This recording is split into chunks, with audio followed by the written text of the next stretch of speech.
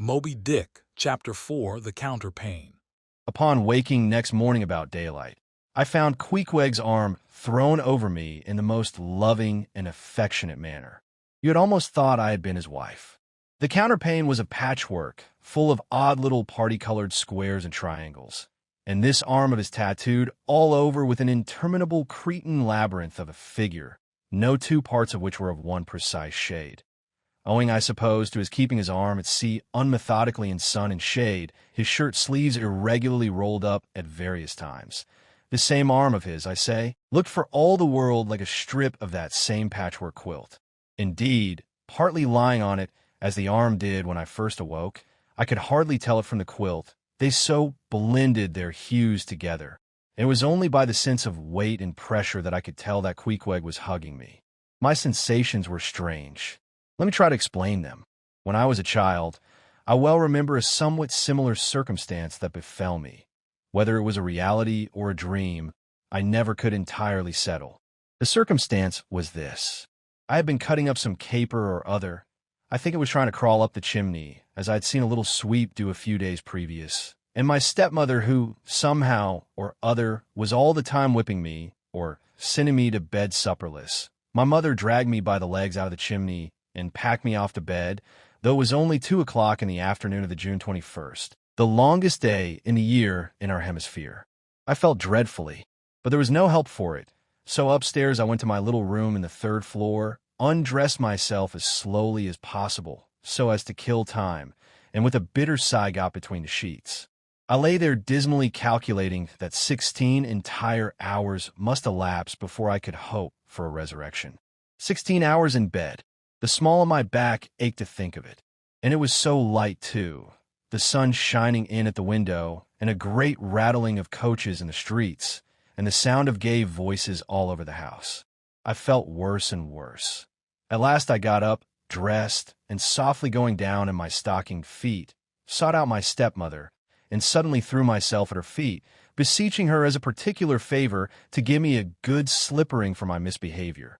Anything indeed but condemning me to lie abed such an unendurable length of time. But she was the best and most conscientious of stepmothers, and back I had to go to my room. For several hours I lay there broad awake, feeling a great deal worse than I have ever done since, even from the greatest subsequent misfortunes.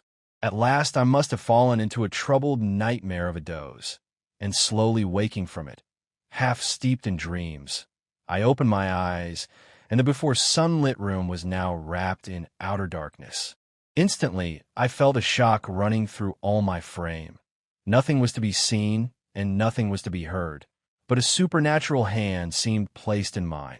My arm hung over the counterpane, and the nameless, unimaginable, silent form or phantom to which the hand belonged seemed closely seated by my bedside. For what seemed ages piled on ages, I lay there, frozen with the most awful fears, not daring to drag away my hand, yet ever thinking that if I could but stir it 1 single inch, the horrid spell would be broken. I knew not how this consciousness at last glided away from me, but waking in the morning, I shudderingly remembered it all, and for days and weeks and months afterwards, I lost myself in confounding attempts to explain the mystery. Nay, to this very hour, I often puzzle myself with it. Now, take away the awful fear, and my sensations at feeling the supernatural hand in mine were very similar, in their strangeness, to those which I experienced on waking up and seeing Queequeg's pagan arm thrown round me. But at length all the past night's events soberly recurred, one by one, in fixed reality, and then I lay only alive to the comical predicament.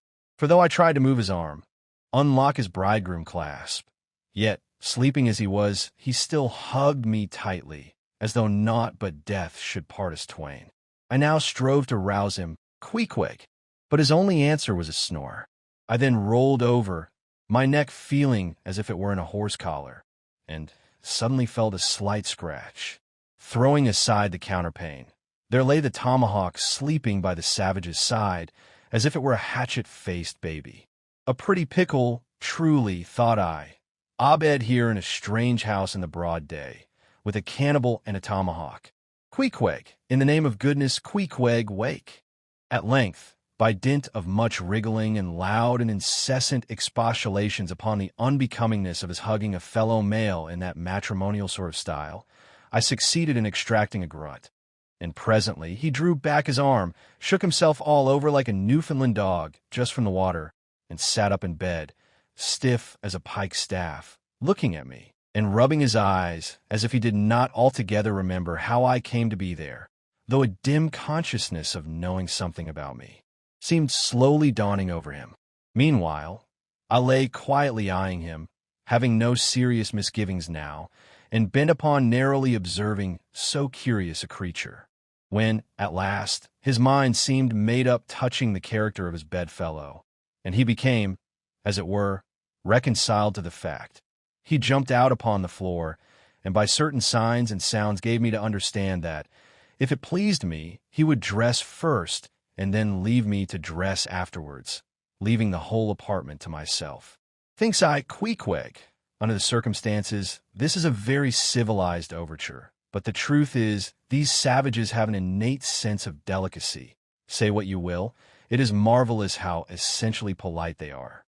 I pay this particular compliment to Queequeg, because he treated me with so much civility and consideration, while I was guilty of great rudeness, staring at him from the bed, and watching all his toilette motions, for the time my curiosity getting the better of my breeding. Nevertheless, a man like Queequeg you don't see every day. He and his ways were well worth unusual regarding. He commenced dressing at top by donning his beaver hat, a very tall one, by the by, and then, still minus his trousers, he hunted up his boots. What under the heavens he did it for, I cannot tell, but his next movement was to crush himself, boots in hand, and hat on, under the bed, when from sundry violent gaspings and strainings, I inferred he was hard at work booting himself, though by no law of propriety that I ever heard of is any man required to be private when putting on his boots. But Queequeg, do you see, was a creature in the transition stage, neither caterpillar nor butterfly. He was just enough civilized to show off his outlandishness in the strangest possible manners. His education was not yet completed. He was an undergraduate. If he had not been a small degree civilized, he very probably would not have troubled himself with boots at all. But then, if he had not been still a savage, he never would have dreamt of getting under the bed to put them on. At last, he emerged with his hat very much dented and crushed down over his eyes, and began creaking and limping about the room, as if, not being much accustomed to boots, his pair of damp, wrinkled cowhide ones, probably not made to order either, rather pinched and tormented him at the first go-off of a bitter cold morning. Seeing, now, that there were no curtains to the window, and that the street being very narrow, the house opposite commanded a plain view into the room, and observing more and more the indecorous figure that Queequeg made, staving about with little else but his hat and boots on, I begged him as well as I could to accelerate his toilet somewhat, and particularly to get into his pantaloons as soon as possible. He complied, and then proceeded to wash himself. At that time in the morning, any Christian would have washed his face, but Queequeg, to my amazement, contented himself with restricting his ablutions to his chest, arms, and hands. He then donned his waistcoat, and taking up a piece of hard soap on the washstand center table, dipped it into water and commenced lathering his face. I was watching to see where he kept his razor, when lo and behold, he takes the harpoon from the bed corner, slips out the long wooden stock, unsheaths the head, wets it a little on his boot, and striding up to the bit of mirror against the wall, begins a vigorous scraping, or rather harpooning, of his cheeks. Thinks I, Queequeg, this is using Rogers's best cutlery with a vengeance. Afterwards, I wondered the less at this operation when I came to know of what fine steel the head of a harpoon is made, and how exceedingly sharp the long straight edges are always kept. The rest of his toilet was soon achieved, and he proudly marched out of the room, wrapped up in his great pilot monkey jacket, and sporting his harpoon like a marshal's baton.